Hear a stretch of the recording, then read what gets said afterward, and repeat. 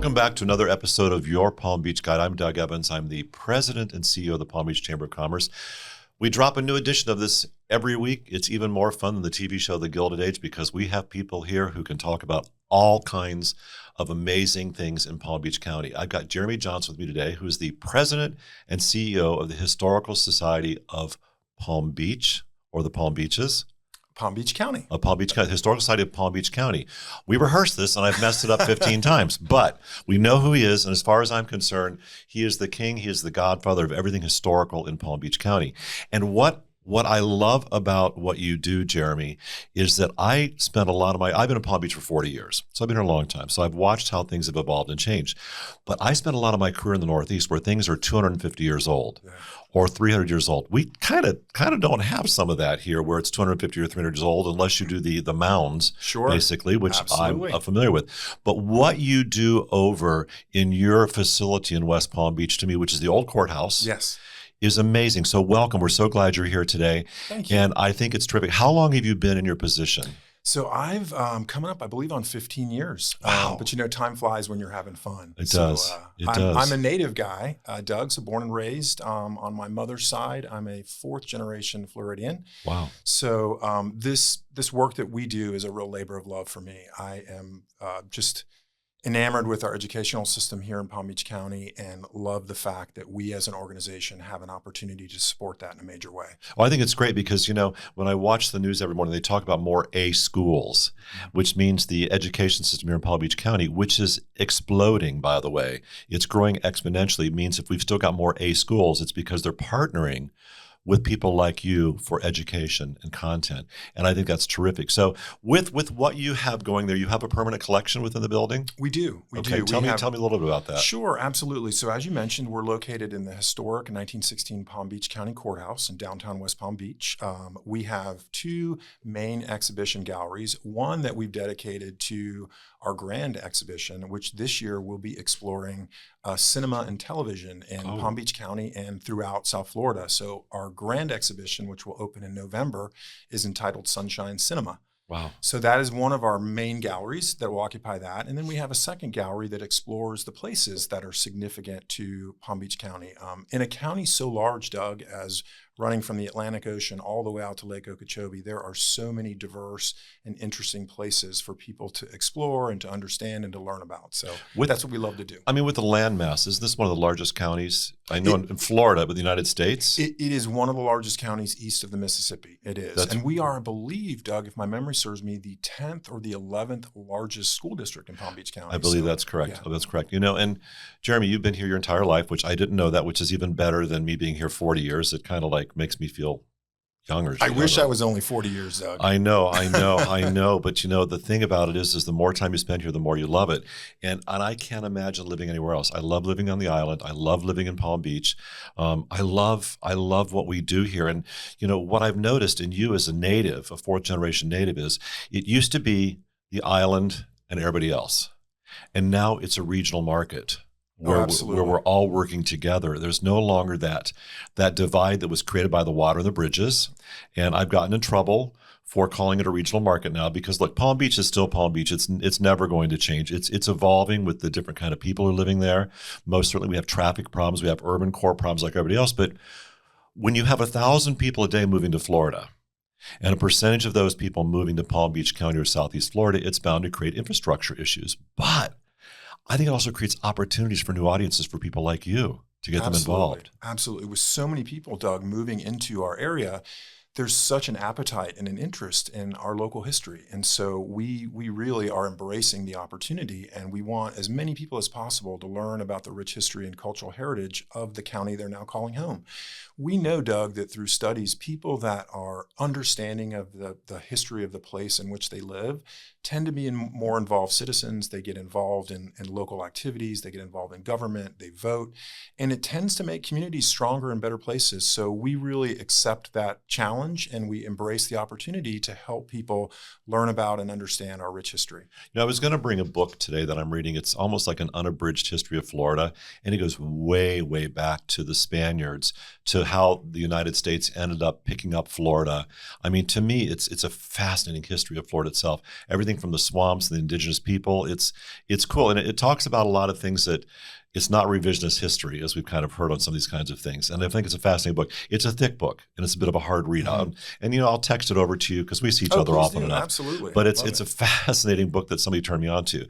But when you think about the things you can cover in a museum itself, and you're a living museum, you go out in the schools, you've got schools coming in. How do you decide what the exhibits are going to be? Now you've got Sunshine Cinema coming up, but how do you make those kinds of decisions? Fantastic question. So we plan on things from an internal perspective with our professional team, but we also have the great fortune of having a programming committee, which is comprised of board members and community volunteers, people that are interested in what we do and having some sort of opportunity to suggest ideas. We vet ideas through our programming committee. And by the way, I would tell you, we're always looking for new members of the programming committee, and we welcome the involvement and participation of our community because at the end of the day, that's what we're here for. We're here to serve our community. We're here to, again, enlighten our community about the amazing history of Palm Beach County. And so we endeavor to do that, Doug, in a variety of ways. How old is the institution?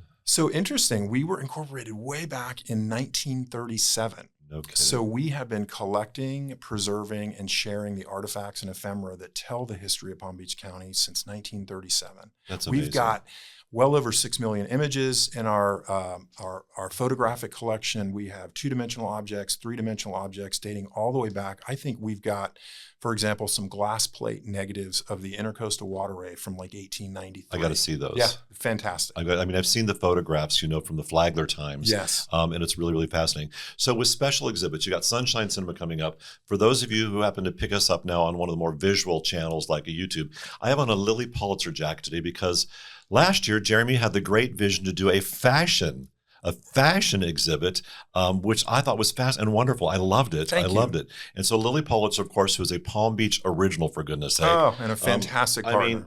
Fantastic. If you don't know what a Lilly Pulitzer outfit is, it's full of color. It's like a burst of pinks and greens and blues. It's very tropical. It's a lot of fun. What made you decide to do a fashion exhibit, and then also is it because it was program committee driven to do fashion? Because I don't necessarily think of Florida as the fashion capital of the world. Right. Well, in fact, Doug, and that was one of the things we wanted to take on was to help people realize and appreciate how fashion really evolved right here in Palm Beach. For the most part, Doug, prior to World War I, most of the elite and the fashion conscious folks would go over to Europe, and of course, when World War I broke out in 1917, that very quickly dried up. And so people were beginning to come down to Palm Beach, but with the development of Worth Avenue, the Everglades Club, fashion became just an integral part of the development of Palm Beach. In fact, a lot of people don't know that the reason that those shops on Worth Avenue, some of them are very small and quaint and charming. Small. The reason that they were designed like that was because they were to house literally individual designers who would work and create gowns and dresses and things for their clients here in Palm Beach. And that's a big part of what drew people to Palm Beach. So it was a real confluence of things happening throughout the world that helped to make Palm Beach the place that it is today. Well, one of those is Casatle's, which is they've been there over 100 years. Yeah. And they're like an original, wonderful, Palm Beach kind of iconic institution. Absolutely. If you're just kind of tuning in here and listening to us, I'm Doug Evans, President and CEO of the Palm Beach Chamber of Commerce. You're listening to Your Palm Beach Guide. I've got Jeremy Johnson with me today, who is the iconic leader of our local historical institution. So, before we run out of time today, talk about Sunshine Cinema, because when does it open? What's it going to include in the exhibit? Because I'm really curious to find out more about this. So it's going to be a fantastic exhibit, Doug. It opens in November. We have a huge party. I believe it's November 14th to open the exhibition. Oh my goodness. We take pride in our parties. We love to be a very serious academic organization, Doug, but we also like to have a good time too. And we love to throw parties, and we grow our friends and our supporters through meeting them and social engagement. So we love to do it. Sunshine Cinema is going to be a fabulous exhibition. It is going to explore both the front side of the camera, if you will, what movies and things were created here in South Florida, and particularly Palm Beach County, who some of the actors and actresses were. But we're also going to explore behind the camera some of the technologies that were created here in Palm Beach County. Really? And also just some of the back sort of, again, just behind the camera kind of elements of the development of the film industry. And so it's going to be a fantastic exhibition. How far back does the film industry go in Palm Beach County?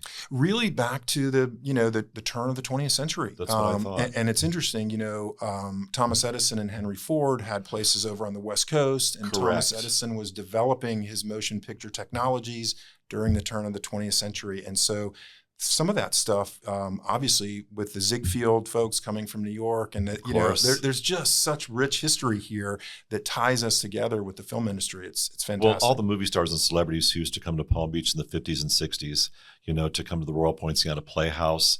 Of course, a lot of these people still have homes here. Absolutely. And of course, I saw on the news, and this will date this podcast, by the way, I just saw on the news 2 days ago that Taylor Swift has a new album. Yes. And I know that Taylor Swift has a house nearby here. Yes. So she's a local to the market, which we love. Yes. And Jeremy, you're the native. I'm not the native. So I've been basically trumped on that one. That's terrific.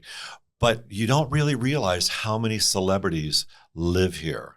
And they live here quietly, and they live here because they can go to a restaurant and be left alone and live their lives, because most of us, me included, are nonplussed when we see them. Sure. It's like, look, they want to have dinner, leave them alone, Sure. let them do their thing. And that's the reason they live here. So Sunshine Cinema's coming up. The opening date again is November 14th. November 14th. And there's a big party. And there's to be academic a little bit, because you're more of an academic than I will ever be. Oh. There was a study done by the Knight Foundation or the Ford Foundation, one of the large foundations many, many years ago, that talked about people attending events like this. And the reason they went is because they were introduced to it through a social event. And that's how you get more friends and neighbors to get involved, right? Absolutely. And so to have that. Now, what about parking in downtown? Is it easy to park and come to the museum? Absolutely. In fact, there is parking directly across the street from the museum. There's plenty of parking in the area. Now, I will, as you alluded to very early in the conversation, downtown West Palm Beach is growing and exploding with development. And so certainly there are some traffic challenges in downtown West Palm Beach, but we like to do our events sort of outside those rush hour times. Smart. So that we make it very easy for our friends and supporters to come and visit us. And how about little known facts? How many pieces do you have in the permanent collection? Oh my goodness, Doug!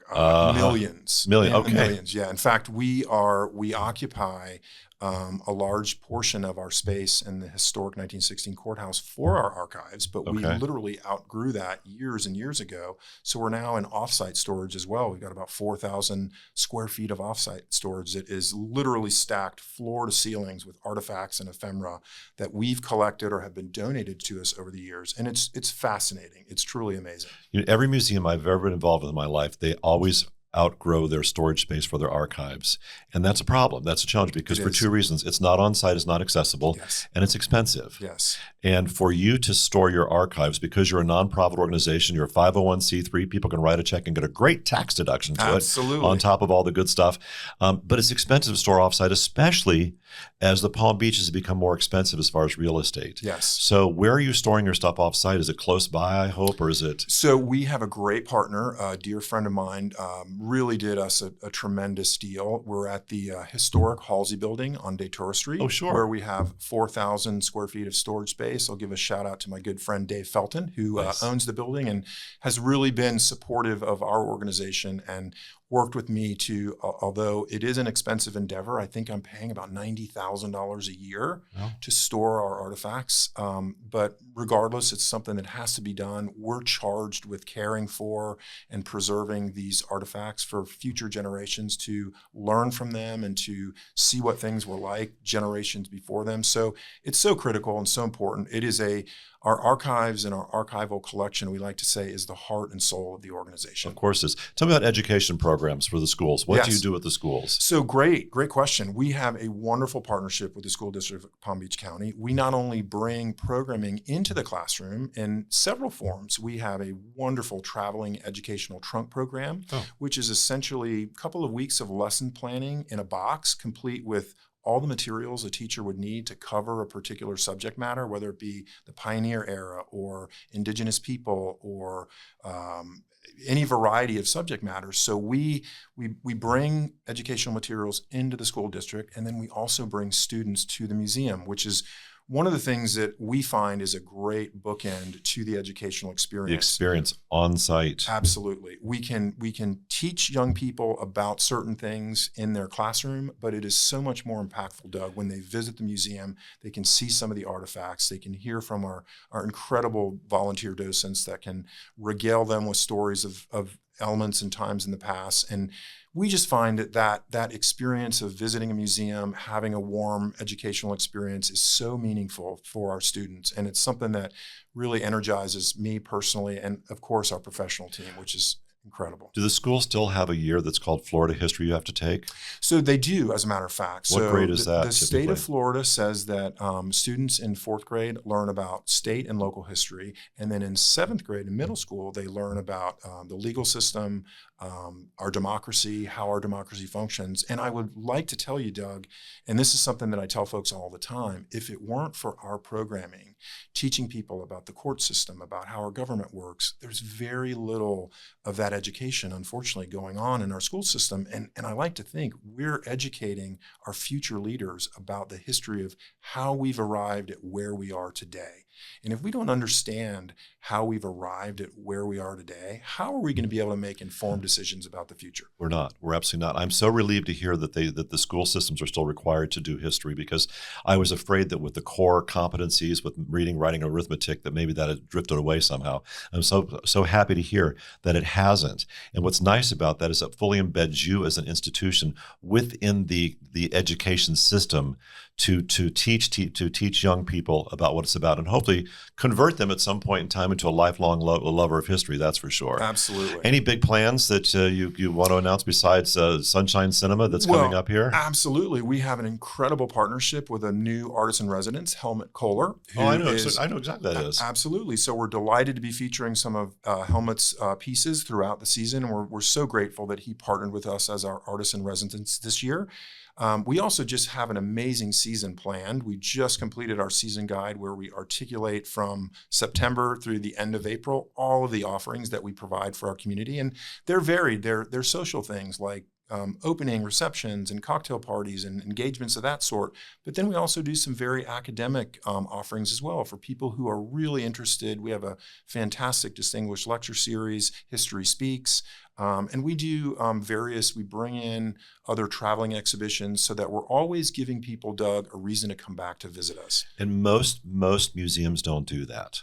And that's the biggest gripe that I have with museums that don't, I'm not saying catering to their constituents, but don't listen to their constituents and give them what they're actually looking for. And one of the many things I love about you and your organization is that you actually listen to what people want to find out about, whether it's fashion, Lilly Pulitzer, which is a huge exhibit and huge success. And you took it to the Hamptons also. Yes. I saw that on social media. So yes. you're operating the Hamptons also in the summer, which is terrific, but that you're giving people something that they can relate to and that they actually want to find out about, as opposed to spoon feeding them highly academic exhibits and materials and displays that they're just going to yawn and say, why would I want to be a part of that? Right. Well, I will tell you, Doug, one of the things that our professional team and I really take a hard look at is we want to be connecting with very diverse audiences. And so we think about ways in which, and you ask, gee, how did you come up with the idea of highlighting the history of fashion in Palm Beach County? We know certainly that fashion is an important part of so many people's lives, and that it's such an interesting element to learn more about. And we thought it's such a fascinating story about how fashion evolved in Palm Beach and how Palm Beach really became sort of a very significant part of how fashion was thought about and how fashion was advanced. And so we thought about ways that we could reach new audiences and diverse audiences. And so we really are thoughtful about the types of programming that we offer, because we want everybody. The Historical Society of Palm Beach County and the Richard and Pat Johnson Palm Beach County History Museum is a place where everyone is welcome, and we want to hear from everyone. We want to incorporate everyone's history into our community's history. And so that's a mantra that starts at the top with the chairman of our board. It runs through me, and it runs right through our professional team. I love that. And so people, if they want to get involved, they can join as a member, of course. Absolutely. Always make a donation. Yes, absolutely. We love it. If you're not a member, show up to a special event and yes. show up to this new exhibit, Sunshine Cinema, in November, which is amazing. Yes. But it's so, given what's happening in society now, it's so important that people like you exist to hang on to historical artifacts, to educate people about, as you just said, where we've come from. Because if you don't know where you're from, you don't know where you're going. Yes, So thank you. absolutely. Thank you for coming in today. I am Doug Evans. I'm the president and CEO of the Palm Beach Chamber of Commerce. You've been listening to me today with Jeremy Johnson, who is the king of history in You're Palm too Beach, kind. in all of Thank Palm you. Beach County. Thank you. It's an amazing museum. It's in downtown West Palm Beach. There's plenty of parking. Yes, you have to pay. That's fine, but it's worth it. It's after hours for the most part. So don't worry about the traffic getting on and off the, off the island, back onto the island into downtown West Palm Beach. But go see it. Sunshine Cinema opens in November. Jeremy, thank you so much and best of wishes. And if they want more information, what's your website address? pbchistory.org. And I absolutely easy. encourage people to check it out because we update it all the time. We list all of our events on it. So if you'd like to learn more about what we do, some of the events that we're having, please check out pbchistory.org and you'll learn all about us. And to your credit, Doug, I will tell you that we have an incredible membership and we're always looking for new members. We're always looking for corporate sponsors and people that want to support the important work that we do. I have an incredible chief development officer in Taylor Materio. Great. The people can contact myself, contact Taylor, and we would love to welcome you into the family. So I'm very appreciative. Thank you. Take care. We'll see you in November. Thank you, Doug. Thanks for having me. Take care. Thanks.